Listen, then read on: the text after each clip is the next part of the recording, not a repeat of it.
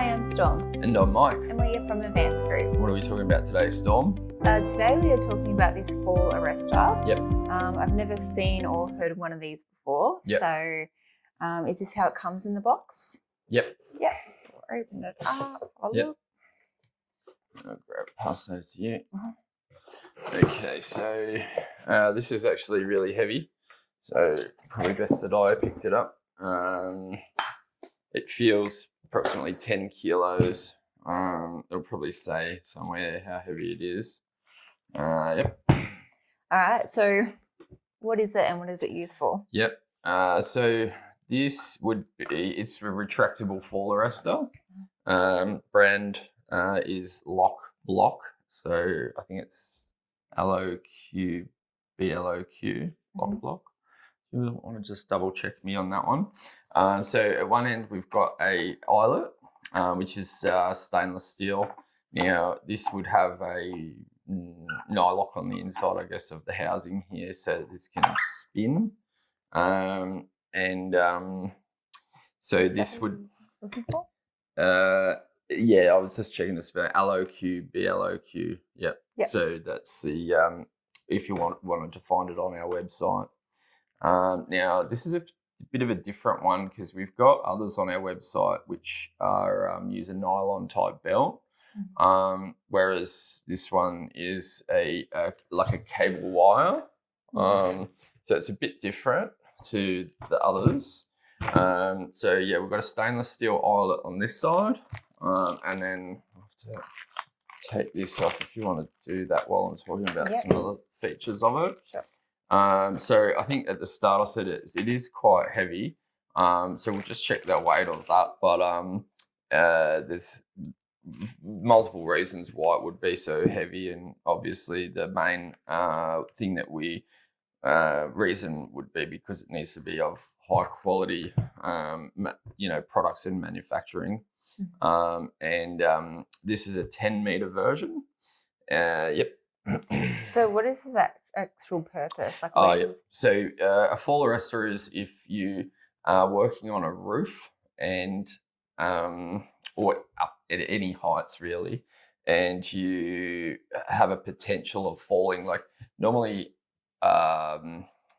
there's two different types of harnesses and products for working at heights. Most of them are just trying to stop you from being able to actually even fall off the roof. If you're working on a roof, that would mean that there's not so much potential for needing to have some sort of products so that when you do fall, there's a lot more forces. So, for example, if you have someone who's 100 kilograms in weight, by the time they fall, once you add up like the gravity and the inertia and the momentum and the velocity, etc., that person's weight pulling on whatever's holding them from falling to the ground is significantly more than if you're just trying to stop them from going off the edge of a roof. So a lot of these days in Australia, when people are working on roofs, they'll have a little fence around the edges, which is good because in the old days people used to fall off semi-regularly. Now, as safety gets, more prevalent these days, there's all of these different ways that you can either stop yourself from falling, or if you do fall, have the appropriate gear so that it works and it won't fail, and it protects you from getting any injuries as you're falling by slowing down the fall as you're falling in a way that's not going to just jerk your body so much and give you sort of somehow some sort of internal injuries or something from that from falling and then stopping suddenly while you're falling. Yeah. So would this be the part that attaches to a roof or something? And this, would you wear a harness for this to attach to? Yep. So there's all different ways that you can use attach to a building. Now there might be an eyelet that's already on the roof, or multiple eyelets. There might be some wire which is a bit like this, which is running along the roof, so that you could sort of attach this at various points and it can move along the roof line with you as you're working. Yeah. There's other types of things that can temporarily attach, like with screws into the rafters. There's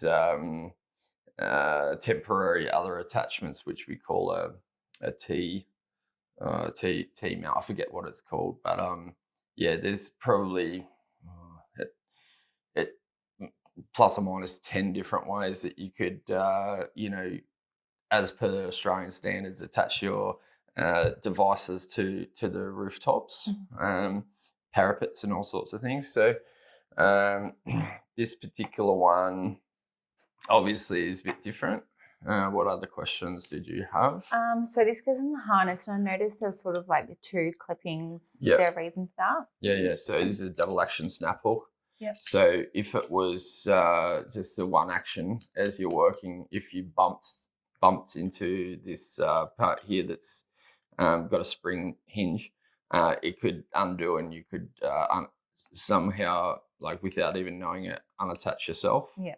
So by having to press here and then here makes it a lot less likely that you'll somehow become unattached from whatever is at the back of your harness. So with a system like this, you would always use a lanyard that will the stitching will tear as you're falling, and that sort of slows you down as you're falling, so that you don't get that sudden jerk on your body and cause any injuries to yourself from just that action of suddenly stopping when you're falling. Yeah. Yeah.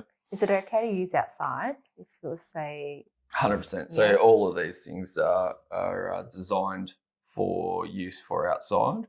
When it's raining, it's never recommended to be on a roof. Yeah. But if it did get damp or wet, it's not going to really cause too much any damage to it at all. Yeah. Do we sell harnesses for people to purchase along with this? Yeah. Okay, Yeah. So we've probably got at least 10 different harnesses and a few different kits, maybe half a dozen different kits as well on our website. And so this would complement your kit that people normally would have a backpack so that they can climb their ladder with the backpack on, so they've got their hands and stuff free.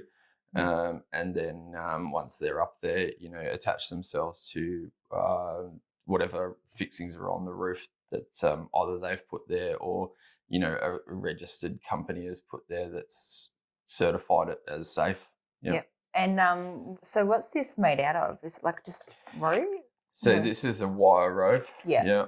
Or cable, you might call it. Yep. So that would last you a long time. Like, do you need to do regular checks on it just to make sure it's not if it's snapping? becoming frayed at all, you would replace the unit. Yep. Yeah. Would you have to replace this whole thing, or could you get new? Typically, you would replace the whole thing. I would hazard a guess that if it's getting frayed there, then the whole unit's possibly getting old as well. So me personally, I would replace the whole unit. It's going to cost you more probably in couriers and labour and stuff to replace the rope, the cable, than to replace the unit, I would guess. Yeah. And you said they come in other lengths in case any. Yep. So this is a 10-metre version. There's all different lengths. Now, I can't remember what lengths they come in with the cable type. But in the other types, there's definitely a range of different lengths as well. So depending on how big the roof is, depending how long you want your rope or belt that's holding you to stop you from either getting close to the edge or, if in this case, this is a fall arrestor. Yeah. Did we say what this was all made out of? This will be an electro gal, steel with electroplating gal. Yep. This is stainless steel. I couldn't tell you what the plastic is here, but I'll definitely guarantee that that's a very high quality plastic design with plenty of UV inhibitor, so it's going to last a long time. So that wouldn't be a problem. Yep. Is there anything else we need to know? I don't know if I have any more questions. I guess people would probably wonder why you would have a wire cable rather than a belt. And so for me personally, I would say anyone that's working with things like a chainsaw, for example, they shouldn't use a belt, because if they are up a tree and they're chainsawing, not that you would use this up a tree, but if somebody is using a chainsaw, sometimes there's a lot of things going on with trying to balance, and unexpected things are happening when you're using a chainsaw at a height. And if you slip and hit the belt with your chainsaw, it's just going to tear straight through it. So if you're falling and you accidentally wave your chainsaw near your thing, you're dead. Or injured. Resistant to that. So if your chainsaw taps this, it's not going to cut through. It would eventually cut through if you took a long time trying, but it would glance off it, and it would blunten the blade, and it wouldn't necessarily do anything that's going to make it snap. So for those sorts of things, if this is going against anything that's abrasive,